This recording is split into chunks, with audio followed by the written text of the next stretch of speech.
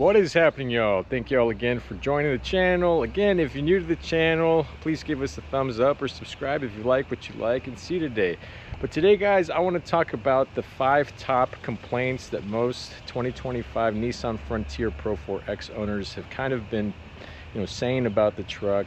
The top 5 complaints that I found on the internet while I was doing research for the truck, and then just as an owner of the truck, just comments that I've been reading online and Reddit and forums. So I want to talk about these 5 complaints and see if they ring true. So let's go ahead and get into it.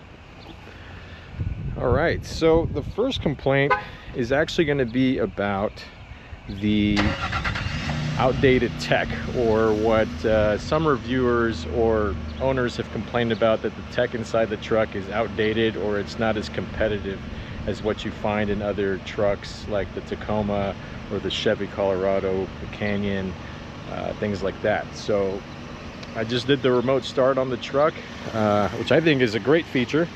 And what's great about this remote start is that it doesn't turn off when you open the truck. As you can see, I'll open this to give us some more light. But as you can see, my phone's already paired to Android Auto, and I think that this infotainment screen is just the right amount size. It's not a big iPad like the Tacoma. It's a really good, crisp, snappy screen. It works perfectly. I just finished a really long 2-week camping trip in Colorado. Drove about 2,500 miles towing our small camper and essentially living out of this truck. And this screen worked flawlessly. I never had an issue. It never hiccuped. It never lost connection. It was absolutely awesome. And as you guys saw, it just paired up immediately with Android Auto, which is typically what I use. And it's really great. I don't know where these owners are complaining about the tech feeling outdated. I think that for the 2025 model year, Nissan's done a really good job of refreshing this interior and making it more competitive in the segment. Sure, it does lack some of the camera qualities. First and foremost, I think that's where this truck does lack behind its competition. If we want to nitpick, is just the camera quality. So the camera qualities aren't the best. The native Nissan software does not maximize the size of the screen when integrating the cameras, but they are more than serviceable. They again, the resolution is not great, but they work just fine, and I'd rather have them than not have them, honestly. And I think the tech is sufficient. I think you get a lot for the money. It's not class leading by any means. You do get your parking sensors. You do get your cameras, like I mentioned, and really the highlight is this snappy, high resolution screen, where it does not falter, but where it's not the best is when you're using the native integrated Nissan software. So for example, here just in our menu, this part's not as sexy to look at as when you have it set up for Android Auto or CarPlay. It's a little bit clunky. I don't really use it very much, honestly. 99% of the time I am in Android Auto, but the map, you can actually put this whole map to take up the whole screen, for those of you that didn't know. And the GPS that comes with the truck isn't bad. In fact, on our trip to Colorado, we were in areas where there was poor reception, and we were able to use the weather information here. So this can tell you like current conditions in your area, etc. And it worked really well. And so we were able to kind of look at what our weather conditions were going to be for the next couple days in areas where we didn't have GPS. But it works seamlessly. Android Auto pairs up wirelessly. It works up quickly, it syncs up quickly. It's awesome. Honestly, this is a really great infotainment. I find it better sorted. It's snappier, and it is faster. I feel like the infotainment in the Tacoma. And what I really appreciate about it is that it's integrated into the dash. and it's not just sticking out like you know, just a large screen for the sake of having a large screen. And then similarly, here in the center cluster, I'll call this part of the technology, but it's more than sufficient. It gives you everything you need, nothing you don't. Yeah, it's a little bit older, but you know, the graphics are fine. The auxiliary gauges work perfectly. You know, there's nothing about it that screams outdated. And so that first complaint, some things are valid, some things aren't, but overall I think that this is a competitive technology offering for the truck.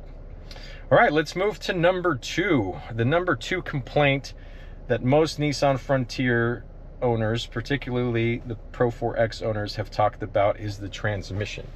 So the transmission in this truck, some owners have complained that it is a bit clunky, a bit sluggish, off the line, and that it gear hunts sometimes.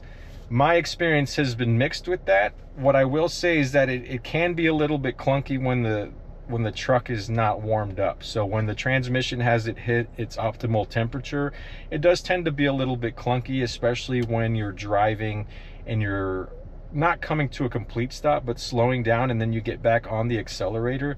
If you're not careful with your throttle modulation, it will feel a little bit clunky. But once it warms up, and now, you know, we have 3,672 miles, 2,500 of those were, you know, towing through Colorado and going through various terrains.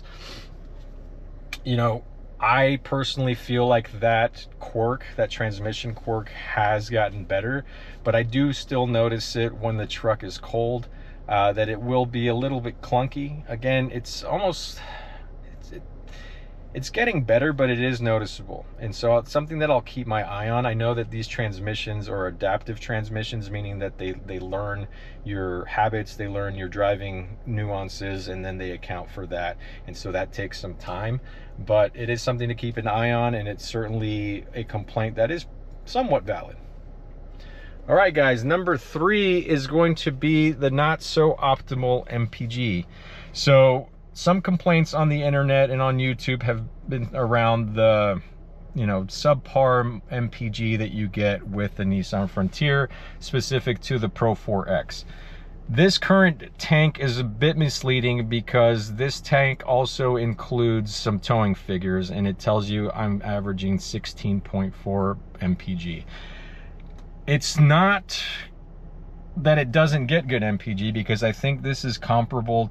It's better than what I was getting with my 4Runner, but I think it's comparable to what you'll probably get still with a 4-banger turbo truck like the Colorado or the Tacoma. What's annoying about this truck more than the MPG, and I'll kind of name this as a complaint for me, it's gonna be this trip computer. This MPG computer is not accurate. It's off by about 1.5 MPG to 2 MPG pretty consistently, and it was a quirk and an annoyance that was present even in the 2nd generation Frontier. For whatever reason, Nissan hasn't fixed this quirk, and so it's not so much that it doesn't get good MPG, for me at least, it's that this trip computer is off, so you have to do a lot of mental calculation, and I'm always accounting for that discrepancy of 1.5 to 2 MPG. And so in terms of MPG and what I've been averaging with this truck, you know, I've been averaging what the EPA states. I'm at about, mixed driving, I'm at about 18.5, 19 miles per gallon. Towing, I've averaged anywhere between 13 and 16 miles per gallon, depending on the terrain. And then on the highway, you know, I've gotten up to at like 23 miles per gallon. I can consistently hit 21 miles per gallon where I live, and then mixed driving with city, again, I'm at around 18.5, 19. So, you know, depending on what you feel is appropriate gas mileage for a truck, I think you might be pleasantly surprised or you might be disappointed, but I don't think it's going to be much off than what you'll find in the, you know, turbo 4-cylinder offerings. All right, guys, let's move on to our 4th complaint that most people are having about the Nissan Frontier, and that's going to be the rough handling or driving dynamics of the truck. Now, I've had this truck now for almost 2 months, and I've driven, again, it's 3,672 miles at this point. I essentially lived out of this truck for 2 weeks while we were in Colorado. We drove up to Colorado from Texas, Central Texas here. It's about a 16-hour drive, and then we were in the state of Colorado driving around. Overall 2,500 miles. Most of that was towing, and I think the truck drives great. I think it's quiet. I think it's smooth. It handles rough terrain well. The tires, they're serviceable. They're not the worst tires I've had on a truck. They're not the best tires I've had on a truck. And honestly, on some off-roading, light off-road trails, they handled everything perfectly. Is the back of the truck, does it have that truckiness? Yeah, you will feel the leaf springs and that jitteriness that comes with having a truck. But it's not as pronounced as you would think. And I think that what Nissan has done is they've sorted the back end with that stabilizer bar in the back, and combined with the Bilstein shocks, they've done a really good job of dampening the entire truck, but the back end as well. So even though you can feel it when you go over like a big rough spot in the road or a bump, you feel the back end get a little squirrely, but it doesn't care. It just keeps going, and it just gets composed right away. It just has that typical leaf spring rear end feel. And so if you're not a fan of that, you're definitely not going to be a fan of the truck. I think you're better off maybe looking at something with coil springs, but at that point you're going to be sacrificing on how the truck operates when you're towing, especially with sag, which most coil spring trucks are known to sag significantly more than leaf springs. So just keep that in mind. All right, next one is going to be the steering feel. So the steering feel is definitely a complaint that most people have with the Nissan Frontier. It is probably the most polarizing aspect of this truck. You're either gonna love the heavy steering feel or you're going to hate the heavy steering feel. Now, the heavy steering feel is due to the fact that this has an old school hydraulic steering rack, and it's not electrically assisted like you find in most modern vehicles. If you're used to driving modern vehicles, you're gonna be completely caught off guard by how it just takes a little bit more effort to drive this. It feels definitely old school, and some people absolutely love that. Some people absolutely hate it. Personally, I love it because it gives me more feedback from the road, and because my truck is mostly a tool, right? It's a purpose-built tool that I use for specific things, right? I tow things, I haul things, I occasionally go off-road, I'm occasionally going into camping situations, things like that. I like more feedback from the road in those applications, and for me the heavier steering just makes more sense. Again, towing the long distance that we just did, I really welcomed that, because when driving I had a lot more control of the road, more feel of what was happening not only with the truck but with the trailer as well.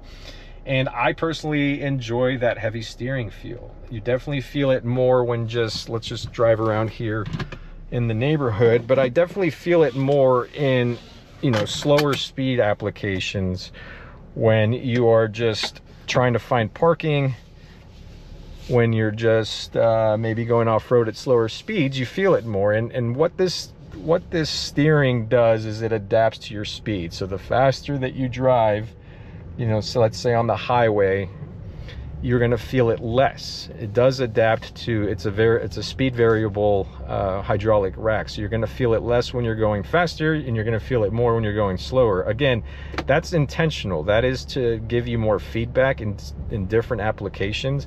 And honestly, you will get used to it after a couple of days of just driving once you purchase the truck. But you're certainly going to feel it after a while. Not noticeable. But again, I really do appreciate and love the feel of this truck, because it just adds to the character of the truck, and it just makes it, in my opinion, more enjoyable. It feels like I'm actually driving my truck, as opposed to it just being a bland, cookie cutter experience where I'm not having to do much with the truck. Like, I'm not having to give it much input. I like that feel. I like that old school truck feel. I like the feel of that heavy steering. And I think that, again, it's probably the most polarizing complaint that most people have had about this truck is the steering. Some people, you know, just absolutely hate it. And it's funny watching some reviewers, you know, talk about it, and they're just like, oh, what is this truck, you know, from 1980? Oh, just the steering feel is just unacceptable in this day of age. I mean, it's just stupid. If you understand it and you drive in different conditions and use it in different applications, you will absolutely learn to love it. All right, next thing, this is an honorable mention. It's not really, and again, none of these complaints, for me at least, have been deal breakers. Again, some of them have some merit, some of them don't.